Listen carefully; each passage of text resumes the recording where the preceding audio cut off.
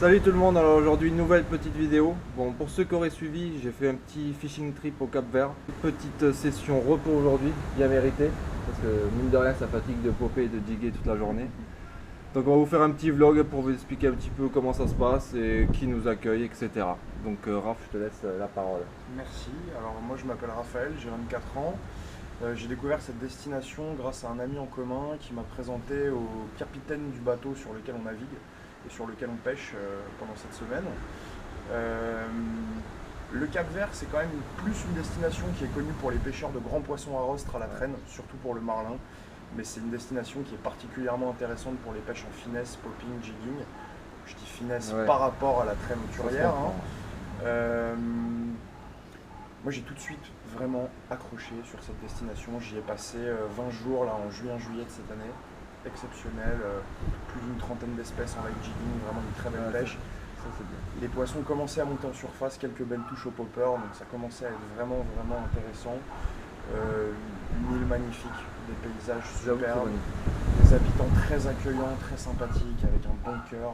Un bon esprit, Ce qui est rare maintenant de nos jours sur la majorité des destinations exotiques. On le voit un petit peu, les Européens qui arrivent comme des portefeuilles sur pattes. Ici, c'est pas le cas. C'est vrai, c'est vrai. On est accueillis comme des pêcheurs, par des pêcheurs. Ça, c'est vraiment exceptionnel. C'est pour ça que je suis tombé amoureux du lieu.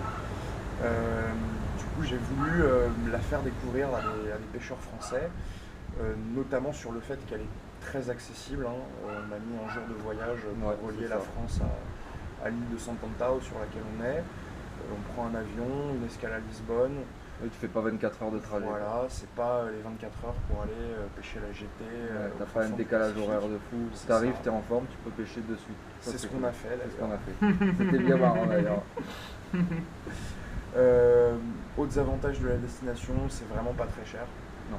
Au niveau de la nourriture, de l'hébergement et de la pêche. La bonne nourriture, on va bien manger aussi. On a mangé nos poissons, délicieux. Voilà, vraiment accessible en termes de prix et en termes de voyage.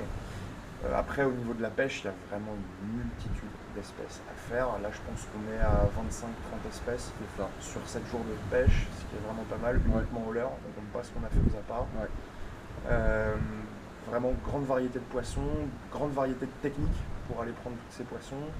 Là, qu'est-ce qu'on a fait? On a fait du lancer, du jigging, du light jigging, slow jigging, Mada, Inchiku, on a vraiment fait de tout.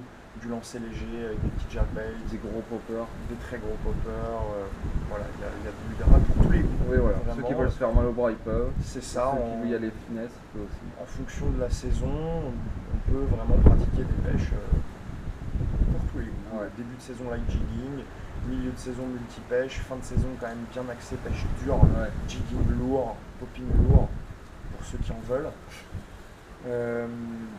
C'est quand même accessible aux débutants, même si voilà, la fin de la saison est quand même un petit peu plus pour les pêcheurs confirmés.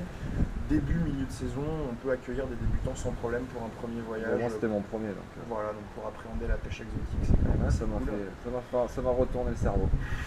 Ça, vous m'aviez prévenu, c'est fait. Et bon, après, le gros avantage, au-delà du fait que c'est accessible aux débutants, c'est que pour des débutants ou pour des pêcheurs confirmés comme Nico qui est à ma gauche, on peut piquer le poisson d'une vie sur un séjour ici. Ce qui est arrivé. Effectivement, pour moi qui ai l'habitude de faire des voyages exotiques, que ce soit en mer ou en eau douce, où j'ai quand même l'habitude d'attraper des poissons conséquents en fonction de ce type de voyage, là pour un voyage qui est quand même facile d'accès à tout le monde, en fait les poissons exotiques et des poissons exceptionnels, on peut quand même en prendre. La preuve, on en a sorti quelques-uns sur ce séjour. Et c'est pas fini. Et c'est pas fini effectivement. Et même moi qui ai de l'expérience là-dedans, je suis quand même assez bluffé par ce voyage et par le cadre et la qualité des poissons à prendre et aussi des techniques.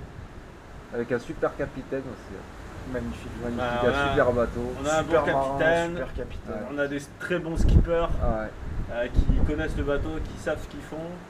Ils sont bien rigolos. On se sent en sécurité. C'est ça. Voilà, on rigole à aucun bien. moment, on peut être détendu tout en étant en sécurité, il n'y aura rien, il n'y aura pas d'arrière-pensée. Tu ne poses pas trop de questions, tu pêches, tu sais que derrière les mecs ils assurent quoi. Absolument. Tout s'est bien passé. Tout s'est bien passé. Pour le moment.